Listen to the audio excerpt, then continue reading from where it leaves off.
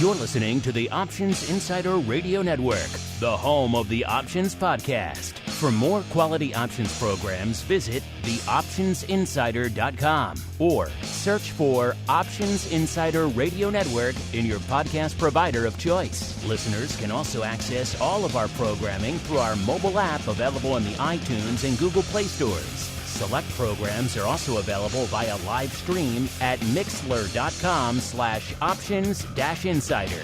That's mixlr.com/options-insider. Don't forget to follow along with your favorite programs and submit your own questions for the hosts at twitter.com/options, stocktwits.com/options, facebook.com/theoptionsinsider, or via questions at theoptionsinsider.com.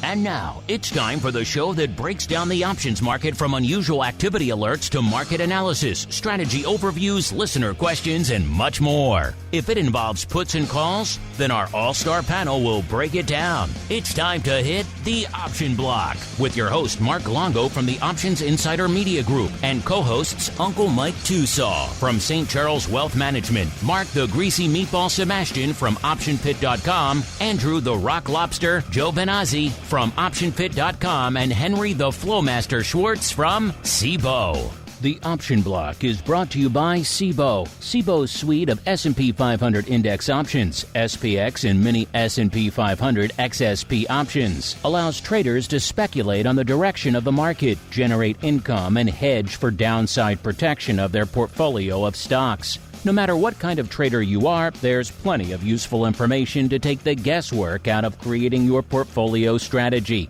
and to help you make more educated moves in the market. Visit www.cboe.com/SPX today to learn more. The views expressed herein are those of the speakers and do not necessarily reflect the views of Cboe Global Markets Incorporated or any of its subsidiaries, collectively Cboe. The information provided is for general education and information purposes only. There are important risks associated with transacting in any of the Cboe products or any of the digital assets discussed here. Before engaging in any transactions in those products or digital assets, it is important for market participants to carefully review the disclosures and disclaimers contained at www.cboe.com/US_disclaimers. These products and digital assets are complex and are suitable only for sophisticated market participants. These products involve the risk of loss, which can be substantial and, depending on the type of product, can exceed the amount of money deposited in establishing the position. Market participants should put at risk only funds they can afford to lose without affecting their lifestyle. And now, get ready to hit the Option Block.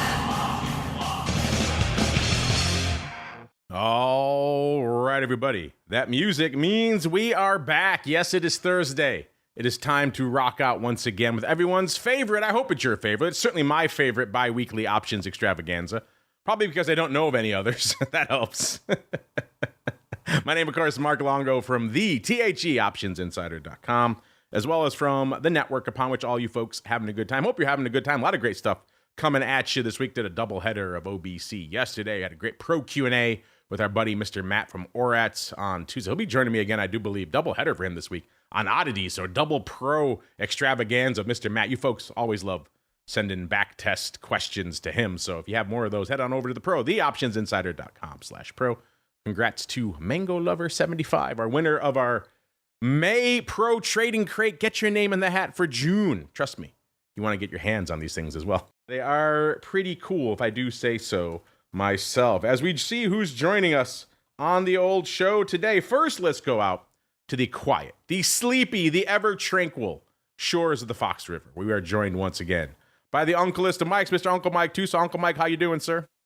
Doing well. Can you hear me today? Yes, we can. All right. I had some issue. And I'm in the fancy studio with the wonderful mic that you gave me. That's where I was having the problems on Monday. That was very weird. I don't know. At least the folks won't write in with the hate mail for your audio this week. Your internet, that could be a different story, but we can vouch for the audio, at least for right now.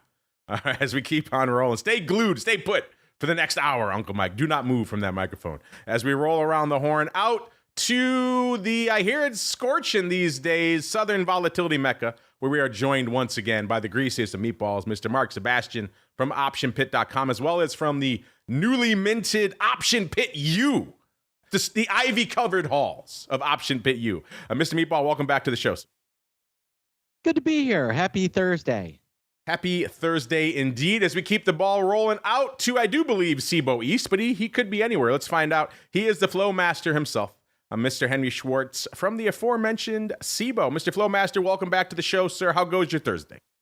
Things are good. Yes, I'm in New York City. It's a little bit of a sweltering day here. It feels like summer, but things are good. Things are good indeed. Let's see if the market's good, listeners. It is time for the trading block. It's time to break down the latest topics, trades, and trends in the world of options. It's time for the trading block. All right, everybody, welcome to the trading block, the portion of the show where we break down, surprise, surprise, what the heck is trading out there. You know, it's been a topsy-turvy week pretty much since the last time we checked in with the Flowmaster. The day after we had him on, of course, on Friday, we saw that crazy end of day just rally somewhere around 70 handles in the S&P in the final hours of the day. Just crazy time out there. Monday, we kind of saw the inverse of that for a while there. Markets starting up green and then moving to the red. Of course, we saw the ever optimistic rally taking things to the next level out there yesterday. Is it continuing today, listeners? The answer is kind of mixed. We've got the S&P off about 0.2% to kick off the show, about 10 handles, not a huge move. We got the the NASDAQ off about 0.2% as well. And the Dow flirting with unched, up about 0.05% right now. And our old friend small caps, they're not leaving it up to chance. They're not hanging out at unched. You know the small caps. They don't do unched. They're either exploding or they're falling out of bed. Today, they're doing the latter, off 0.9% right now. So, yeah, kind of a mixed bag out there, which means our vol friends are down from last week. But if this keeps up, may not be for long.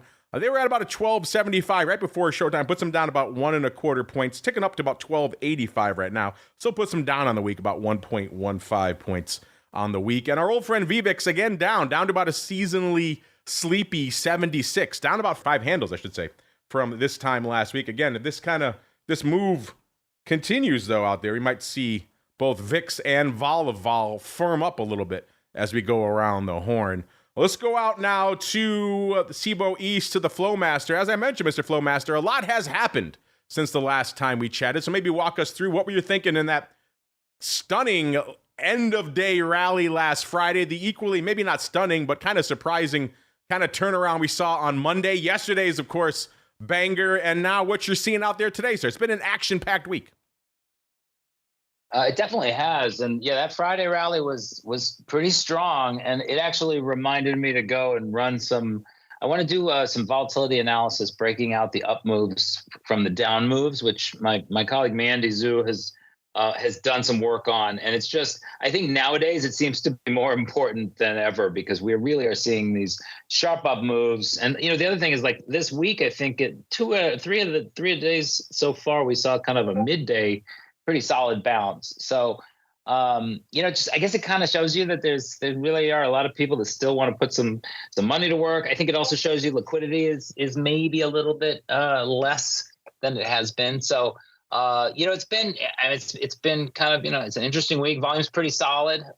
You know, May was one of the lowest. Actually, May might have been the lightest volume month of the year.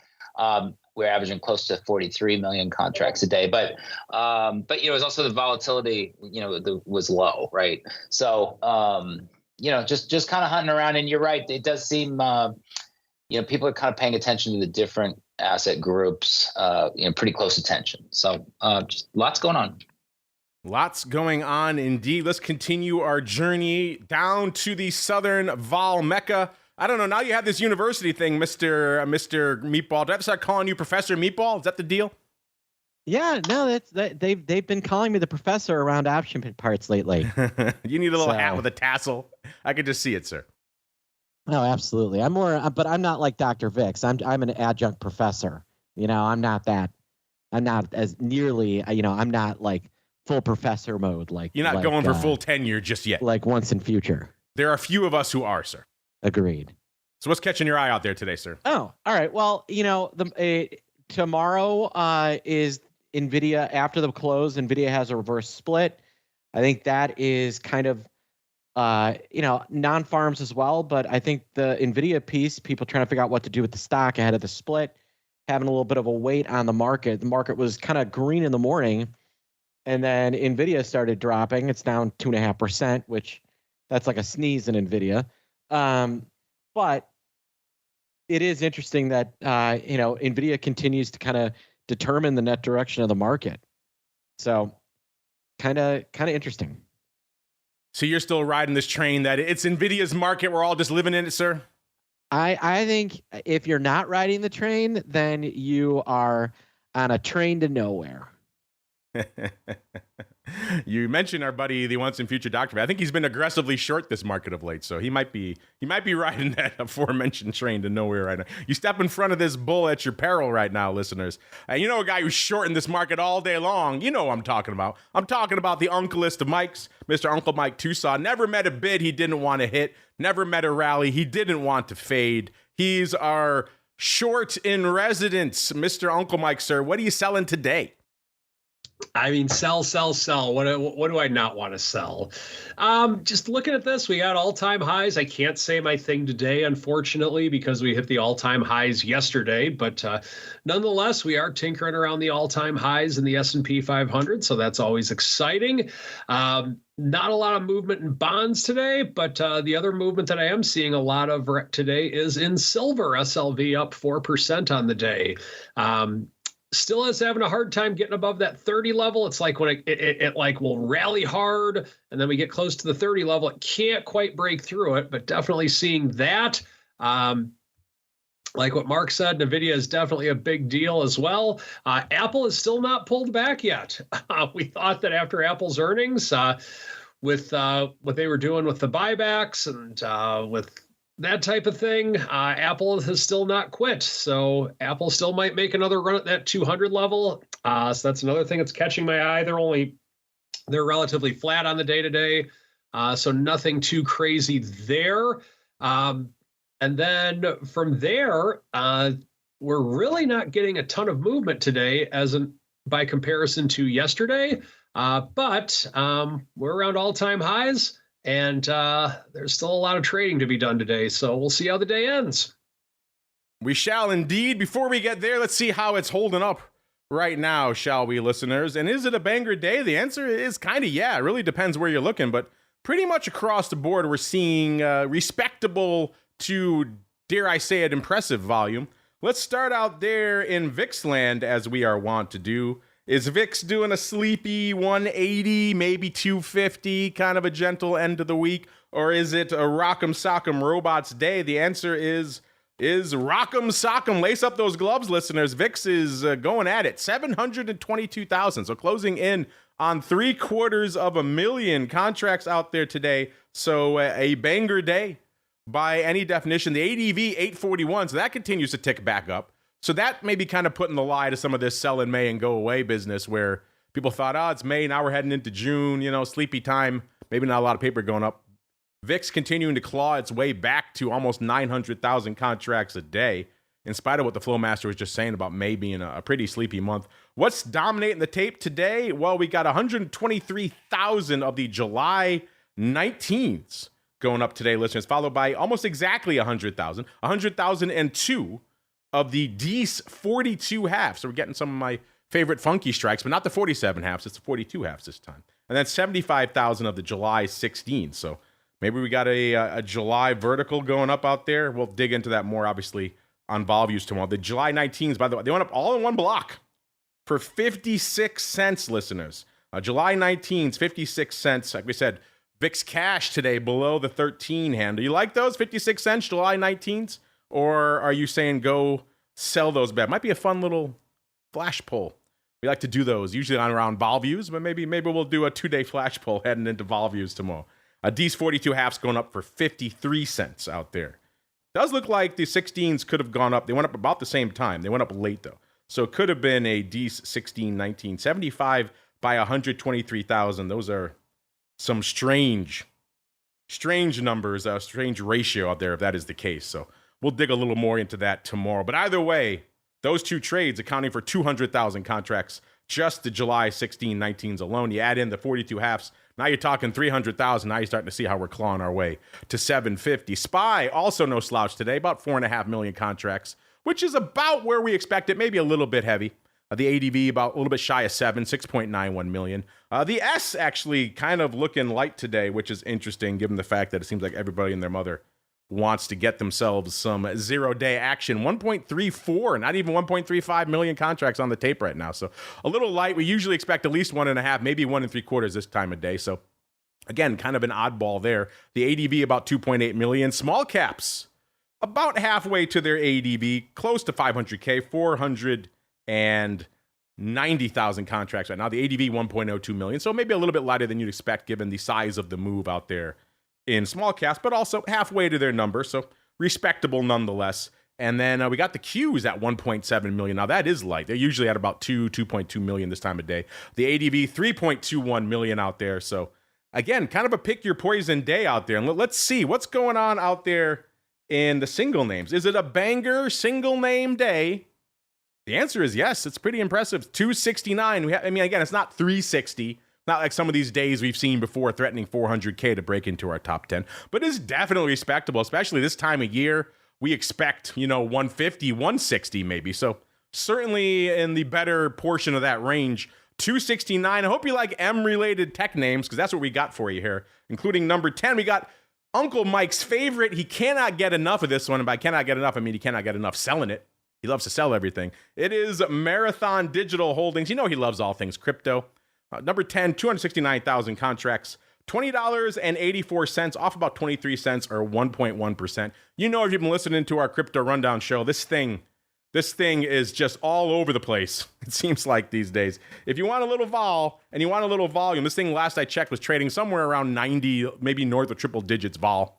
And the ADV was up to about 400,000 contracts. I think it's about 250, 300 now. Still impressive liquidity. If you're looking for a little bit of vol and a little bit of volume, you could definitely do worse than Marathon. And things have been all over the place. $15, $30, back to 20 now.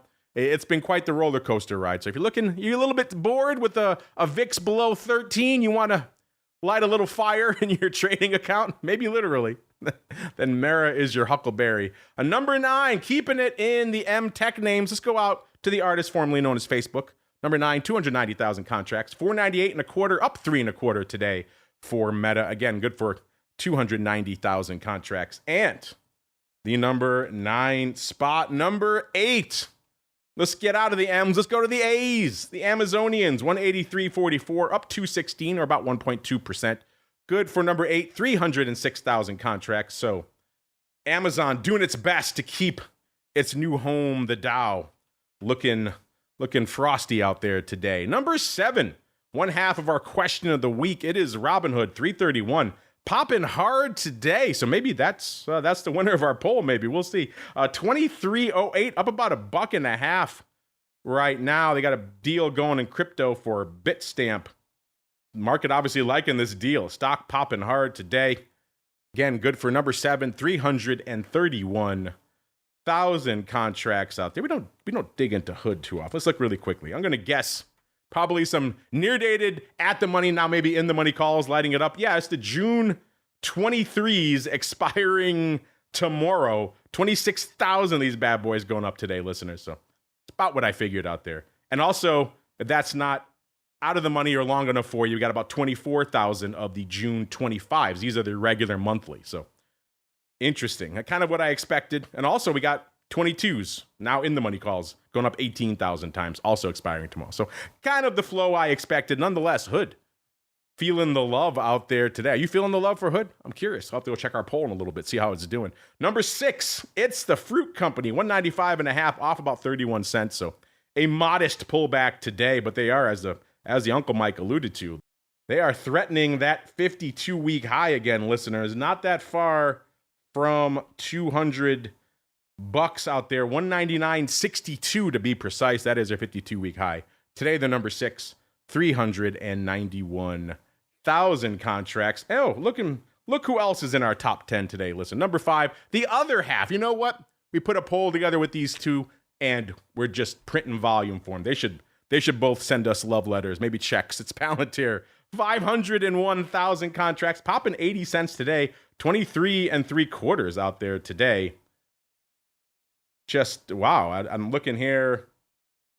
All the write-ups say looking great, but maybe a little bit overvalued here. But stock popping hard today. Either way, up about 80 cents, or about 3.5%. Good for 501,000 contracts on the tape today. Number 4, you knew it had to be on the list somewhere today. It's the Flowmaster's new favorite. It is GameStop. $37.90, up $6.33, or about 20% today. Just in the last week, how much is it up? It's up 67%, listeners, in the last 5 days, even though it is below the lofty levels it hit on Monday of about $40. Man, there's a lot of people investigating this now. There's a lot. We'll probably get into GameStop a little bit more in a bit. But yeah, this certainly is at least eyebrow-raising behavior. At the very least out here. Good for number 4, 537,000 contracts. My goodness. What a beast this one has turned into. Number 3, going back to the A tech names, it's AMD. 574,000, 167 and about a third, up about $1.20, or about 0.75%. Number 2, yes, I said number 2. This may be feeding into the Professor Meatball's thesis that it's always NVIDIA's market these days, because number 2 now, are we seeing a power shift for the top? Let's find out. Maybe after this split, we might see it. It is Tesla, number 2, 1.12 million out there. 178, pretty much even, up about $3 today, or about 1.75%. That means you know it's number 1, listeners. You know it's leading the dance out there. Maybe taking the throne going forward. Do they put a bullet in Tesla on the throne spot? If you come for the king, you best not miss. It is NVIDIA. 1.75 million contracts today, actually having the temerity to sell off nearly 2% today, after popping, about 7% over the last week, or 78 handles over the last week. $1,200, pretty much even right now. Good for 1.75 million. Is this the new order? Is this the new power arrangement here in the options market? I guess we'll have to find out. What else is on the docket for this week outside of some of the stuff we were just talking about? Everyone's looking at the split. We have NEO on the docket today on the earnings front. We have the Meatball's favorite, Rent the Runway, Big Lots. Yesterday, we had Uncle Mike's other favorite, Dollar Tree, out there, as well as Ollie's. He loves himself a good bargain store, even though that sector coming in a little bit light of late. And the Lululemon out there yesterday as well. Let's look really quickly. We got some updated earnings move results reports for you, including Five Below. They popped off yesterday after the bell. 132 3/4 is where they were going into their announcement. They're pricing in 8.7%. They delivered over 13% to the dark side. So once again, continuing our narrative of vol outperformance this earnings cycle. It's been just explosive. Let's see if Lulu, they of sheer yoga pants infamy, can keep the party alive. They were yesterday after the bell as well. 308 1/4. They're pricing in 10.1%. And you know what, listeners? Sure enough, Lulu has to go be the one that breaks the trend, only moving 5.1%. Now it's moved about 6.25%. So getting a little bit more action in there, but still underperforming their straddle out there. Man, if you're wondering how our season is shaping up out there, listen, you know it. You've been hearing me talk about it for a while. It's a banger. It's even more explosive now. 116% is where we're hanging out right now. That compares to our long-term average of 109%, which is already ridiculous. I can't remember any time in the long history that we've been crunching these numbers now that we've been anywhere close to this. So 109 already pretty redonkulous, to use a technical term, and we're blowing past that again, 116%. Only one real week this week that was in this cycle that was in the red. That was week 5, coming in at 88%. Otherwise, they've pretty much all been bangers. So my goodness, buy and vol in aggregate has been the trade. But what is the trade that's lighting it up right now, listeners? Let's find out. Let's unleash the Flowmaster. It is time for the Odd Block. It's time to break down the most interesting, unusual, and downright questionable options activity that's been identified by theoptionsinsider.com. It's time for the Odd Block.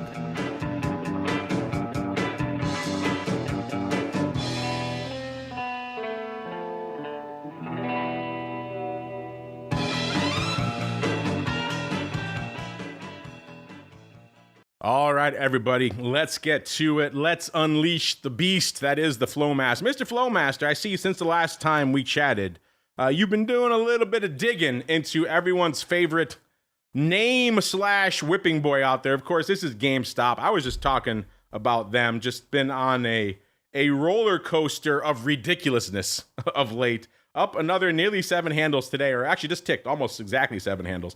22% just today on the week, about 15 3/4 or 69%. This has led to a lot of people looking askance at what's been going on with this Roaring Kitty guy. A lot of people alleging that this is an old school pump and dump. You know, we have seen this playbook before. Usually it's in crappy, nearly delisted pink sheet stocks that someone goes out and they rent out a newsletter or something else, or they make some sort of, find some outlet to promote it on, and they own a bazillion shares of it, and they let some go once the greater fool, aka the public, comes in and bids it up. Now we're hearing all sorts of rumblings out there that our buddy Mr. Kitty owns some stock, but also bought a boatload of calls before he made that infamous tweet about sitting up and taking notice, and the stock has been on the rampage ever since. Sounds like you've been doing a little digging, Mr. Flowmaster. So what is the truth out there? Let's do some myth busting. What's going on out there in GameStop right now, sir? Well, it's a bit of speculation. And, I'm not a huge fan of this meme craze. I think all of kind of the professionals look at this as like, well, it makes you question the rationality of our markets. And, when things are irrational, it's hard to have the confidence. But I do love looking at the data, and you can't ignore this, this move. And so I just put a sheet together that really tracks the June 20 call position, which I believe is being claimed as belonging to Roaring Kitty. And, what's cool about the data is in Trade Alert or some other platforms, you can see the position building. And I do not know if this is a suspicious position or not. I have my suspicions about, kind of what's really going on here. But, but that said, if you look at the GameStop open interest, the largest position is almost 150,000 of the June 20 calls. So, and you can look at it and kind of see, those have been accumulated over the last, 2 weeks, and we know what the stock has done. And, as of last night, like I said, over almost 150,000 of these open. It's 3 times as big as the next position, which is open, which happens to be the 128 strike calls that expire tomorrow. Those actually, I saw like some dime sellers yesterday. So that's probably some people just thinking there's a little free money out there. Certainly some risk, but in the short term, people can kind of stomach that. And if you total these June 20s that I just watched trade at $17 a few minutes ago, you get total position value of $250 million, so $253 million. If he's long stock in addition, then that's going to be even on top of that. So I am keeping an eye on it. I mean, I think that there's a couple of really interesting things about this order flow.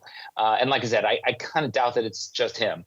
But the fact that they picked June contracts, so these expire in a week, means that they're not going to show up on the 13F filings. 2 weeks, sorry. These expire June 21st. The 13F filings are kind of a snapshot at the end of each quarter. So June 30th, there will be a new filing, and it will show who owned the GameStop options. But these will have expired by then. So this is pretty deliberate as far as I've seen this before, where these, some of whether it's a big hedge fund or some other kind of trading entity, they know when the filings will be required and that they don't need to file. I did see some headlines yesterday that he had to file a 13G or something based on his position size. I don't know if that was, I honestly don't know what's real and what's fake news, but what I can tell you is that the open interest is there.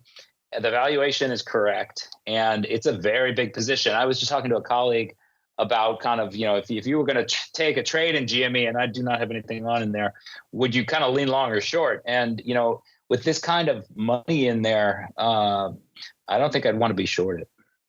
So after all your number crunching, sir, because we've heard a lot of speculation, obviously we don't know yet, as you mentioned, who owns these. But how does it line up in terms of those initial tweets? Obviously, he's been on record having a stock position for some time. But do you think he was adding on the call side before the infamous tweet started, sir? It looks like somebody was. I've actually been down this road before on some other names, and as long as somebody doesn't, tweet out something that's false, there's actually nothing wrong with kind of accumulating calls and then tweeting out that I've accumulated calls. That's not manipulation. But I have to say that it certainly feels like some of the activity is certainly in the gray zone. As far as kind of price manipulation, which is against the law. So it'll be really interesting to see if there's any kind of repercussions on this. Yeah, that's the strange thing. You're right. It does kind of fall into that grain zone because we've been approached by people for years who want to do pump and dumps. Those are pretty obviously illegal.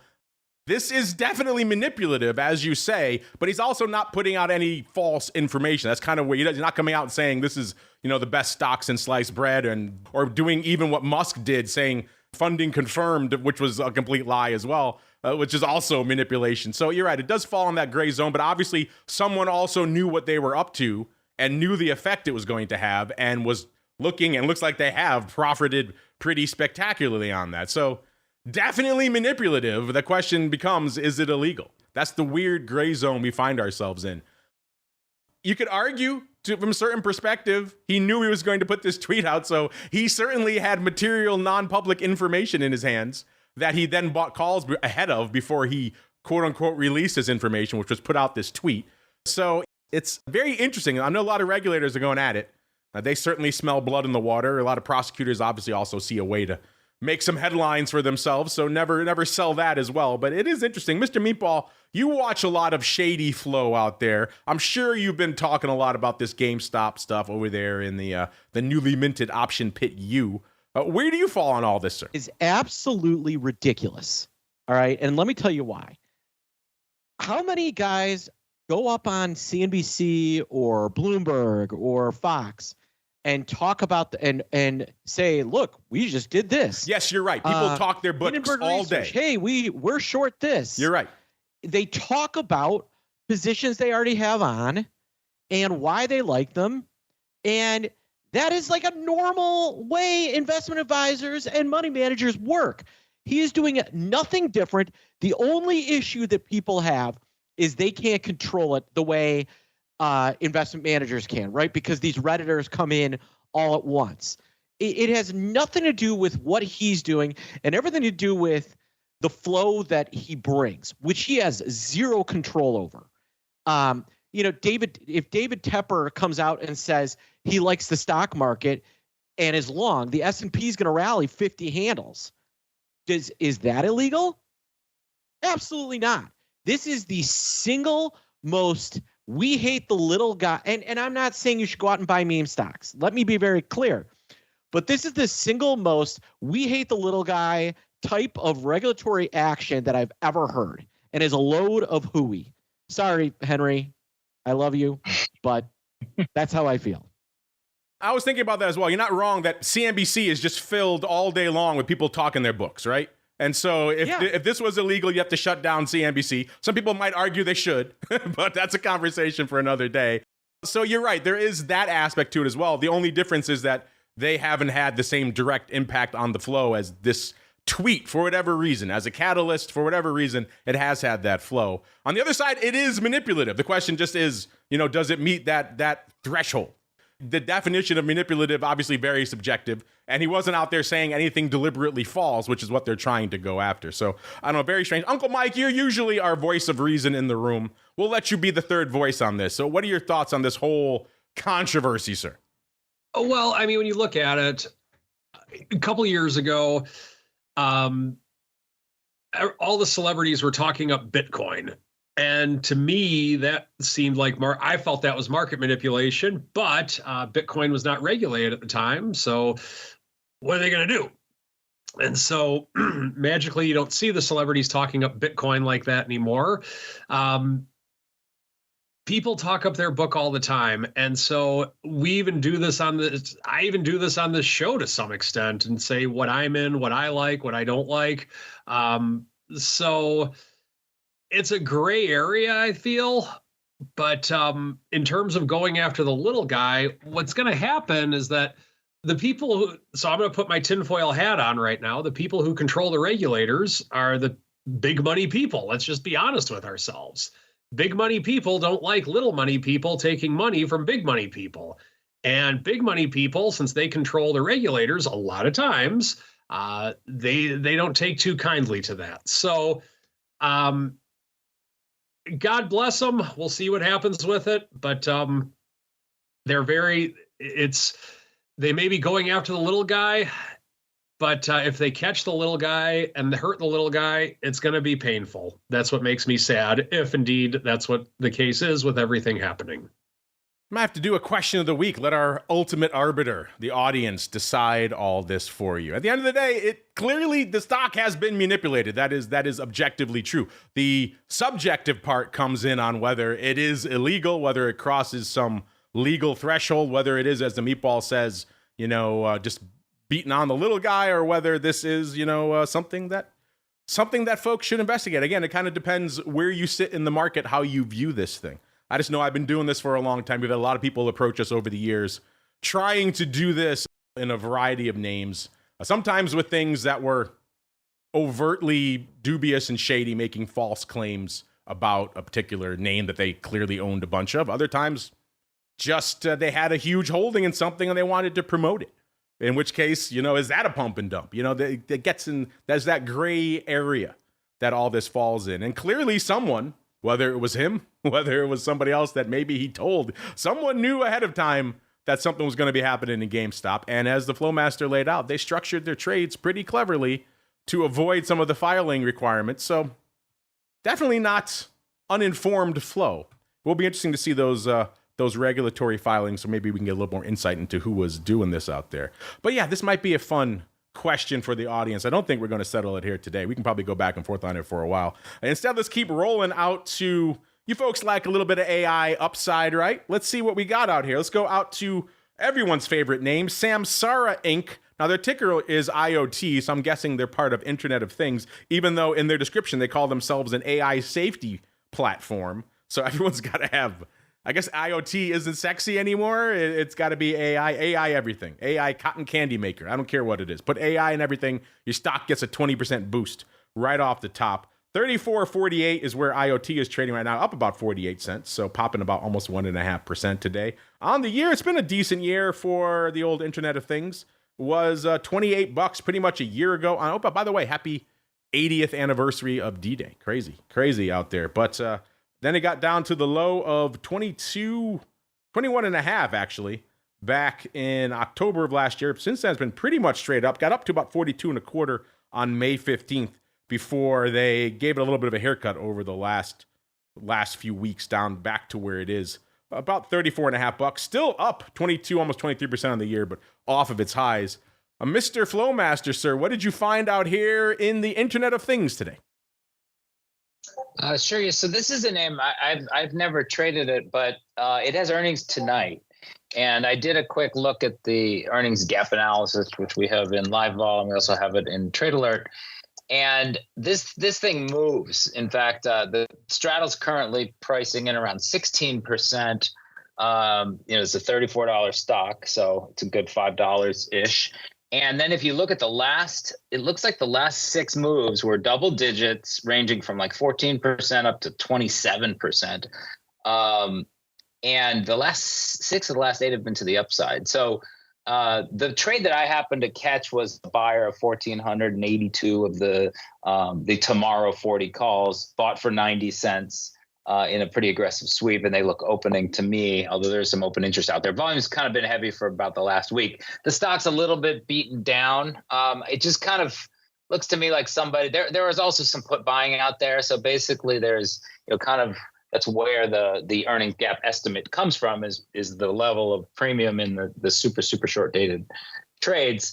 But this one is somebody's putting some money to work. I'm actually going to take a little long position, very small though, because 16-20% move is plenty of distance. But I think this one, if you like to play in earnings, and we kind of know that that's a very mixed bag, this one could be a fun one.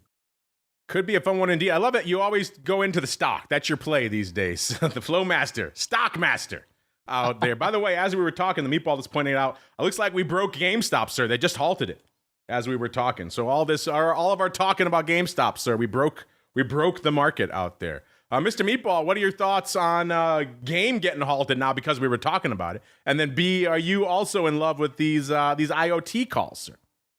You know, I've seen this one before trade. It'll definitely have some decent volume sometimes. It's trading pretty actively today. GameStop just reopened. It is at 41.30 now, Mark. I just legged into a free call spread while we were talking. Folks, if you don't know how to leg into free call spreads on these insane things and free put spreads, spend some time learning that. But yeah, IoT is, having a nice little day today. There's a ton of volume in the weeklies, and regular June. This, and it's mostly bullish action. So I think this one might maybe the Internet of Things is going to be a thing for this earnings cycle. Because again, this one's pretty busy.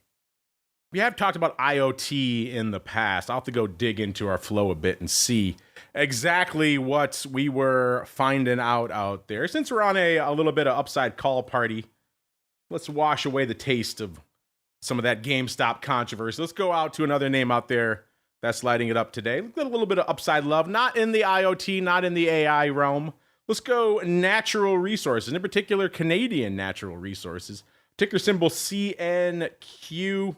Canadian Oil and Nat Gas Company listeners trading 71.70, up about 9 cents on the day. Let's see, on the year, this one's been mostly up as well. A year ago on D-Day, 55.85, so up about 28% from there, nearly 16 handles. So a good year for CNQ, even if they are off their highs of about $82.50 set back in early April. So sold off a bit over the last month, but net on the year, it's been a good run. It looks like somebody thinks the party shall continue. They came in this morning and scooped 3,148 of the June 75 calls. They paid 40 cents for these bad boys. The stock was pretty much right here, 71.65. That is a 27 vol if you are intrigued by such things. Mr. Flowmaster, are you down with a little bit of these Canadian Natural Resources calls? Are you going to maybe add a little stock to your portfolio there as well? I am looking around. I think that we did actually. I think Mike might have missed it. We did hit new all-time highs in SPX right after the open this morning. So, and we've been getting these midday rallies, so maybe we'll be back there shortly. But I'm kind of trying not to put on new Delta. It's just been a really strong market. I do agree that the whole NVIDIA thing. I think there's such there's a lot of people looking at like, okay, is this, we've had, this is like the Industrial Revolution or the Internet Revolution. Maybe the AI revolution is a thing. But then you've got other people saying, oh, this is all, this might be overhyped. So I'm kind of leaning to basically sell calls on what I have and trim Delta. I've been short some puts and I'm kind of nibbling those back in assorted places too. Mr. Meatball, are you a fan of some CNQ upside, sir? The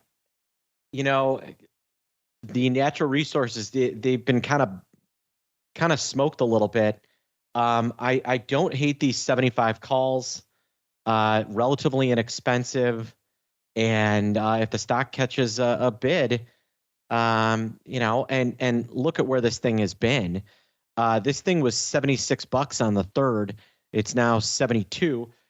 Just a day or two, and those calls will pay you pretty quickly. So I don't hate them. Not something I would spend thousands of dollars on, but if would I throw $100 at something like that or $120? Yeah, maybe. All right, listeners, let's see what you folks are up to. A little bit of the old mail block. It's time to take your seat on the All-Star panel as we read your emails, tweets, Facebook messages, website comments, and much more. It's time for the Mail Block. All right, everybody, welcome to the Mail Block, the portion of the show where we get into your questions, your comments. Looks like you folks have all sorts of thoughts on everyone's favorite topic of the day, GameStop. We've got one of our regular listeners writes in. He's been trading a lot of, I believe, AMC covered calls and trades out there. Diver SK chiming in on our discussion on GameStop, saying you won't find out what they're up to because you don't understand. You must dig way deeper than the flow. You would need to inhale this play for 3 years to get the smell. Dig deep, my friend. So maybe a little bit of an allusion to the fact that maybe Roaring Kitty or some of the other folks are out there smoking the hopium. I don't know. I'm not sure what he's referring to out there, but I guess we have to dig deep for 3 years in order to find out. But what did we find out last week? We kind of took a hiatus from questions of the week last week. It was a truncated holiday week. The only one we asked you was kind of a silly one based on what we were talking about on options oddities, actually, last week. Out there in JetBlue, we saw with the stock around $5.30. We saw someone taking a 1 week flyer on the 5 half calls. They bought them for 20 cents. These are expiring tomorrow. So obviously, about 10,000 of these bad boys. Obviously, they need the stock to get up to about 570 for these bad boys to break even. Not looking great right now, 544. The stock is higher, obviously, but not enough to make these 20-cent calls look pretty good. We asked you folks, you like them or you hate them? Are you a buyer or a seller? And you folks, lately you've been having a hard time making up your mind. It kind of evenly split. 54.5% going on the buying side, 45.5% going on the selling side. So I guess the buyers took it, if ever so slightly, and unfortunately, no joy there. Let's get out to our question of the week from this week, though. We're doing some picking this week as well. We're having a little fun. We said, hey, coming off a holiday week, let's have some fun. Let's pick some stocks.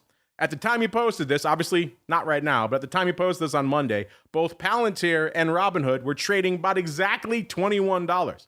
They both made nice moves since then. But which one would you rather buy? Are you Hood all day? Are you Palantir for the win? Are you out on both? Or would you rather be trade involved? Mr. Uncle Mike, as our resident stock picker, we will start with you, sir. What is your vote? And more importantly, what do you think our audience is voting for? I'm out on both, but I think our audience is picking Robinhood. Interesting. Not a bad dude today, as they do say. Mr. Flowmaster, what is your vote if you have one? And B, what do you think our audience is voting for? I think I own both of these. I know I have a little bit of Robinhood from the $10 range, although we're restricted on it, so I can't add anything to it. But the nice thing is I can't sell calls either, so I still have it. I'd go with Robinhood. I think that these things are all getting swept up in the crypto wave. I was just looking at Coinbase; it's trading around $240 now. That's benefiting Robinhood as well. So I'd go with Robinhood. And I think the users will too. I mean, a fifth option for the Flowmaster. I'm in on both because he's down for both. Mr. Meatball, you get to be the final voice here, sir. Hood, Palantir, which way you going? Which way do you think the audience is going? I mean, I like both. Hood, I think, has some more immediate upside. Palantir is probably the better long-term buy. Yeah, I guess you probably should have added I'm in on both. But we got the options crazy. Some of them just want to sling vol all day. Let's see what their results are right now, listeners.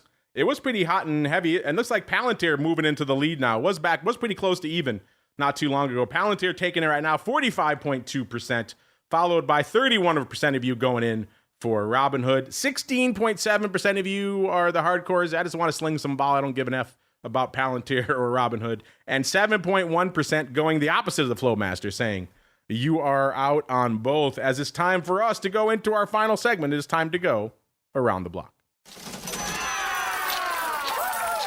It's time to tell you what we'll be watching on our trading screens until the next episode. It's time for Around the Block. All right, listeners, let us go around the block. A lot popping off, including a number of folks are probably going to be watching pretty keenly tomorrow. Mr. Uncle Mike, sir, what is on your radar until we gather here together again on Monday? Well, seeing if we can continue to make new all-time highs. I actually did see it early in the day, the all-time high. However, I didn't count it because it's not happening during the show. But I guess I could have counted. I don't know. I need to get my rules better for my my trademark saying. I got to get that down. If you want to say you're saying, go ahead. I'll let you say it. Never before in the history of the entire stock market has there ever been a better time to sell than right now. Anyway, just watching that, watching to see if silver can get through the 30 mark, and that's what I'm seeing. The rules for your segment are the same rules I keep for the crystal ball segment of Vol Views, which is declare victory early and often. So if you hit your number on a crystal ball during the day, you just declare victory. That's what I do. So all right, you see a new all-time high during the day, you claim that bad boy. You stick your flag in it because you never know if you're going to get back there again. It's just a little bit of life advice for you, sir. As we keep on rolling, let's go out to Professor Meatball. Mr. Meatball, sir, while you're fighting for the little guy over there at Option Pit U, what are you keeping an eye on, sir? Well, we got a Roaring Kitty live stream on Friday at 12 p.m. Eastern time. So when you and I are doing Vol Views, we'll be in the throes of the live stream. Should be I think is going to be newsworthy. Obviously, we've got, as I mentioned at the top of the show, the NVIDIA 10-for-1 split and non-farm payrolls. Those are all things I'm going to be watching, and I'm continuing to keep an eye on interest rates. The strength there will be kind of interesting to watch. If interest rates start to fall apart, the market's going to fall apart. I'm sure if that guy has a lawyer, they're ecstatic that he's going to be talking live to people. That's exactly what you want to be doing when the lawyers and the regulators are breathing down your throat. We shall see if he adds more fuel to the fire. Mr. Flowmaster, the last word is yours, sir. What are you keeping an eye on until your appearance again next Thursday? I'm going to be kind of trying to pay attention to macro events, dynamics. We're at all-time highs or very close to it. There's a lot going on. I guess my gut feeling is when these meme things get really, really nuts, I think it's a bad sign. So yes. I'm going to be kind of. I agree with you, Henry. Okay, that's good. So that's I'm going to be looking for spots to pay. Volatility is very, very low, currently. So we are going into the summer, but it's the summer before an election, and there's plenty of things going on globally. So. I just think that, hopefully people have been invested through now. You've had a pretty decent first half of the year, and, maybe take a little bit of a breather. All right. That music means you have to take a breather with the show as well. But don't worry, listeners, if you want more in your lives, I'll be back in a little bit on TWIFO with our good buddy, Mr. Rich Excel, breaking down all the madness in the world of futures options. What's popping off this week? Is it going to be energy? Is it going to be metals? Is it going to be ags? Is it going to be equities? FX? You never know. That's why you got to tune in to TWIFO every week. But before we do that, let's go around the horn. Let's start with the Uncleist of Mikes. Mr. Uncle Mike, sir. If folks want to reach out to you to debate GameStop or anything else out there, where should they go? What should they do? Follow me on Twitter at Mike Tosaw. I'll be having a webinar on Tuesday night on the Covered Call. For information and a link to it, follow me on Twitter or LinkedIn for that matter. Also, if you are a person looking for a financial advisor who is not afraid of the option product and is also not afraid to say the word tax planning, feel free to reach out to me. Go to my website, stcharleswealth.com, and set up an appointment with me. There you go. Check them out, stcharleswealth.com. And Mr. Meatball, if folks want to get their hands on, maybe they want to get a diploma, a little bit of sheepskin from Option Pit U, where should they go? What should they do? I'd like to remind everybody that in July, I'm going to be buying Mike Tosaw and Mark Longo a steak. Henry, I'm not sure if you can make it or not. And at my conference in Chicago, Mike, of course, is going to do his world-famous tax discussion. Mark will come and hang out, and maybe we'll do a podcast. And yeah, you can reach out to my team or just follow me on Twitter at Option Pit, and you can find everything else you need. That's also where I will bestow Uncle Mike his major award for winning our 80s wrestling trivia game from last. He's been waiting patiently. I like to give it to him in person at the Option Pit event. It makes it fun. So, yeah, join us if you can down there, listeners. Coming up, in about a month. Time flies when you're talking options craziness. And last but not least, Mr. Flowmaster, sir. If folks want to get their hands on maybe they want to do some of this digging into names like GameStop and everything else for themselves, where should they go? What should they do? Just head over to Cboe.com/RMA. That stands for Risk and Market Analytics, and we'll be happy to help you set up a trial. And you can also follow us. We're Option Alert on Twitter, or X, or whatever it's called. There you go. A lot of great flow coming out at Option Alert on the old Twitters in between appearances on this show. And of course, head on over to Cboe.com/RMA to learn more. If you want to dive deep, you want to figure out what's going on in GameStop for yourselves, that's a good place to start. Cboe.com/RMA. That's going to do it for us on the old OB today. Back again in a little bit. No rest for the wicked. Back again with a little bit of TWIFO tomorrow. Back again, noon Central, 1 p.m. Eastern, to talk all sorts of vol. Who's going to join us in the old Eurex hot seat? I guess you got to tune in to find out on vol views. And then back one final time, I can confirm our buddy Mr. Matt from ORAS will be joining me on the pro side for a little bit of options oddities to wrap up the week. So you want to get in on that, theoptionsinsider.com/pro. It's always fun when Matt unleashes the beast that is Otto on some unusual activity. Know what kind of weird flow is going to be lighting up our tapes. Theoptionsinsider.com/pro is a place to go to learn more. Then we're back again on Monday, another episode of the Option Block. Stay safe out there, everybody. The Option Block is brought to you by Cboe. Cboe's suite of S&P 500 index options, SPX and mini S&P 500 XSP options, allows traders to speculate on the direction of the market, generate income, and hedge for downside protection of their portfolio of stocks. No matter what kind of trader you are, there's plenty of useful information to take the guesswork out of creating your portfolio strategy and to help you make more educated moves in the market. Visit www.cboe.com/SPX today to learn more. The views expressed herein are those of the speakers and do not necessarily reflect the views of Cboe Global Markets Incorporated or any of its subsidiaries, collectively Cboe. The information provided is for general education and information purposes only. There are important risks associated with transacting in any of the Cboe products or any of the digital assets discussed here. Before engaging in any transactions in those products or digital assets, it is important for market participants to carefully review the disclosures and disclaimers contained at www.cboe.com/US_disclaimers.